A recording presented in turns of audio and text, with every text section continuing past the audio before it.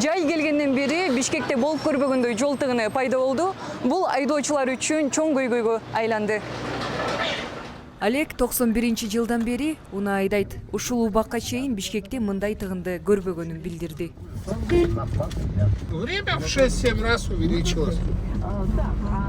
Так что вот так вот сейчас с пробками. Ну, все в надежде, что, как говорят, надо потерпеть, лучше станет, дороги лучше будут. Мэрия бир убакта 6 негизги көчөнү оңдоп жатат. Жай аяктаганча капиталдык ремонт иштери бүтөрүн убадалады. Азыркы биз турган бул Жибек жолу проспектисинде жолду реабилитациялоо жумуштары жүрүп атат. Бул жолду реабилитациялоонун алкагында асфальттын үстүнкү катмары сыйрып алынып, ортуна кайра 2 катмар жаңы асфальт төшөлөт. Калаадагы бул ири трассалардын оңдолбогонуна 20 жыл болгон.